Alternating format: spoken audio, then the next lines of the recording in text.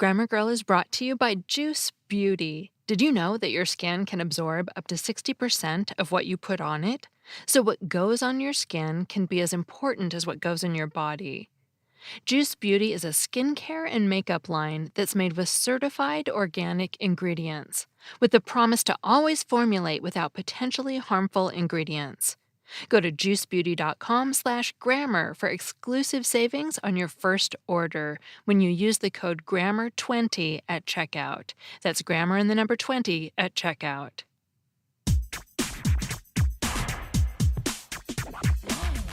Grammar Girl here, I'm Mignon Fogarty. This week, I have a quick and dirty tip about weird team names and a meaty middle about saying your piece. But first, I have some listener comments on two segments from last week. In the segment on why people say warsh instead of wash, Neil Whitman wrote that he'd never actually heard anyone say garsh as might be expected from people who say warsh. And I hadn't either, but multiple listeners posted about relatives who do indeed say both warsh and garsh. For example, Esta said she would often hear warsh and gorsh growing up in western Pennsylvania. Grant from Ohio says his stepfather always said both warsh and gorsh. I'm not sure whether his stepfather was also from Ohio. And Matt and Brad both have relatives from Nebraska who say warsh and garsh.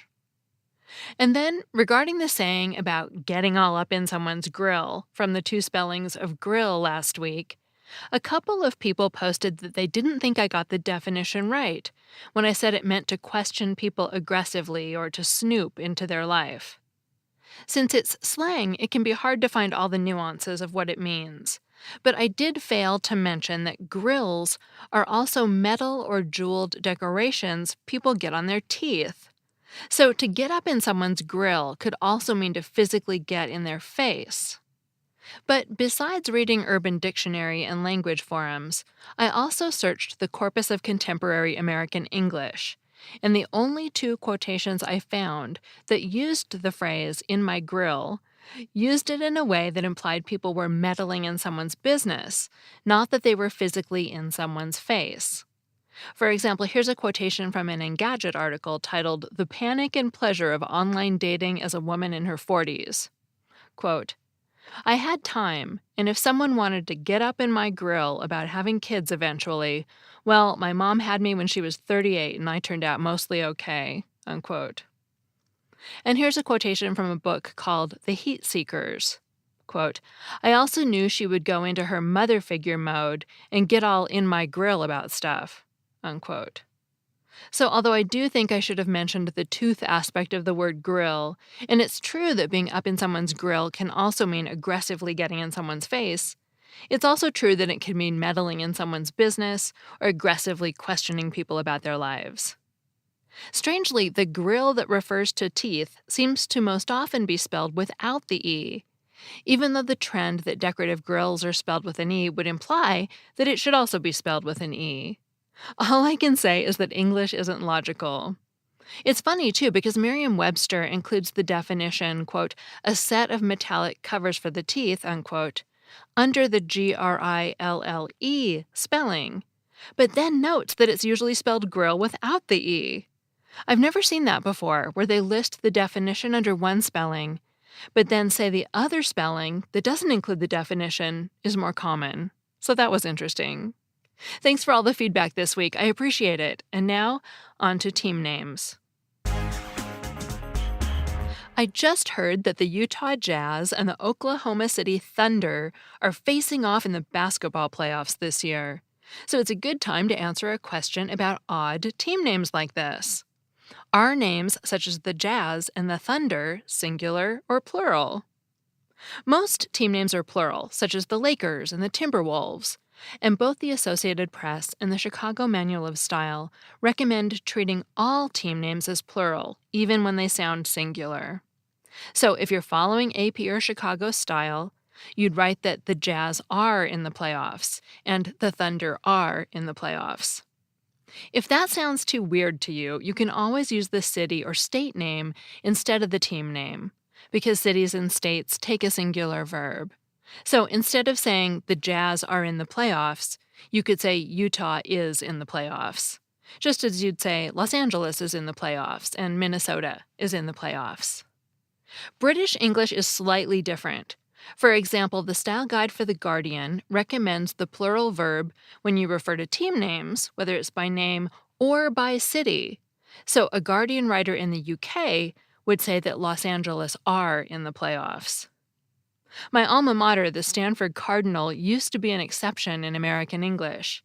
The Associated Press style book used to treat cardinal as singular, even though it treats names such as Jazz, Magic, and Heat as plural. But more recent updates include cardinal in the list of singular-sounding team names that are treated as plural.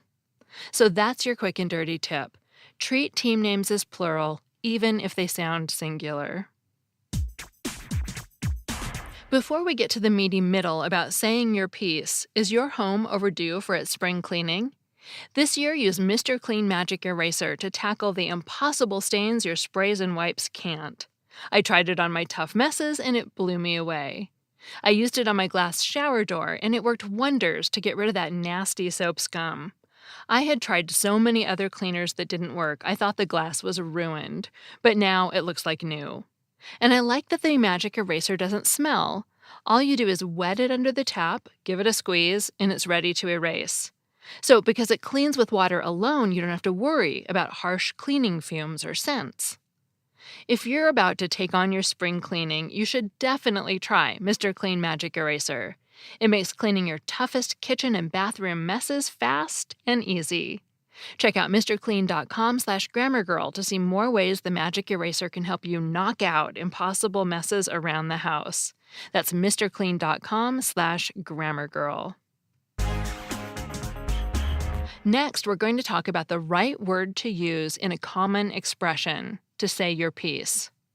This came up recently in the workplace of our guest writer Samantha Enslin. Sam assures us that she never fights with her coworkers, but one day she was having a teeny disagreement with her colleague Maggie via chat. Sam stated her point, Maggie stated hers, and then Maggie wrote, "I've said my piece, P-E-A-C-E. Sam chatted back, "I think you mean I've said my piece, P-I-E-C-E. Now the fight was really on. What's interesting, Sam discovered, is that both women were right.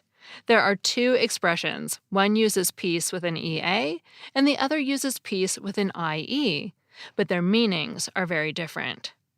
The first expression is to speak one's piece, or to say one's piece, spelled P-I-E-C-E. This means to say what you think and then announce that you've done so. For example, if you were arguing with a friend over the merits of Star Trek versus Star Wars, you might explain your point and then say, "I've said my piece."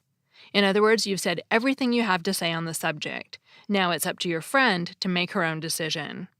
The word piece in this expression alludes to a memorized poem or speech, the kind you might have made in elementary school. It first appeared in print in the early 1800s. This phrase calls to mind the expression to give someone a piece of your mind, but the two are unrelated. The latter one dates back to the 1500s, and the piece here simply means a portion. Note that the portion of the mind in this phrase is always negative. You only give someone a piece of your mind when you're angry and ready to share some fierce criticism. The second expression is to hold one's peace, or to keep one's peace, spelled P-E-A-C-E. This is the near opposite of the previous phrase. It means to keep quiet. For example, if your friend insisted that Star Wars was superior and you were tired of arguing about it, you might hold your peace and simply say, "You're right." You've probably heard this expression in traditional Christian wedding ceremonies. The person officiating usually says something like this: "Into this union, these two people now come to be joined. If anyone can show just cause why they may not be lawfully wed, speak now or forever hold your peace." In other words, if you have a problem with these two getting married, now's the time to say it. Hold your peace was first seen in writing in 1250, but a variation of this phrase, to hold one's tongue, goes back much further. The first recorded use was in a book called Gregory's Pastoral Care, which was written by Pope Gregory I around the year 590 and translated into Old English by King Alfred the Great in 897. Let's take a moment to say that Alfred was a pretty cool guy. He was king of the Wessex region at the time the Vikings were raiding England. As part of their onslaught, the Vikings regularly destroyed monasteries and all of the books within them. At the time, monasteries were not only religious centers but also centers of learning, somewhat like the Maester's Citadel in Game of Thrones. Alfred saw that this destruction was eating away at literacy and learning.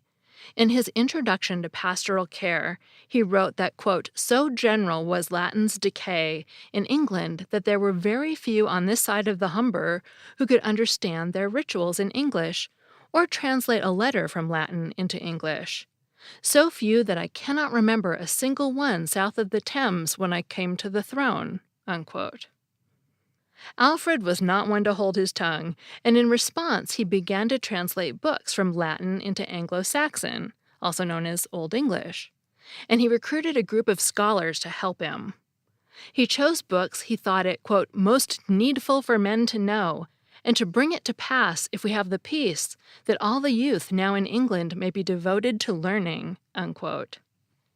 In short, Alfred was an early proponent of translating important texts from Latin into English so they could be understood by a broader range of people. As a side note, this seems like a simple idea, but in the United States, the Catholic Mass was spoken in Latin all the way up to 1964. Okay, after a couple small detours, we'll wrap up this segment. We talked about two phrases, say your piece with an IE, and hold your peace with an EA. The first means to say what you think. The second means to keep your opinion to yourself. That segment was written by Samantha Enslen, who runs Dragonfly Editorial. You can find her at dragonflyeditorial.com or on Twitter as dragonflyedit. Finally, I have a shout out to Mary Beth Jordan's 6th, 7th, and 8th grade classes at St. Catherine's School in West Dundee, Illinois. She says they listen to the podcast every week and would love to have me say hello. So hello, and thanks for listening. I looked at pictures of your city online and it looks really cute. And thank you to Lego Brian for the nice review on Apple Podcasts.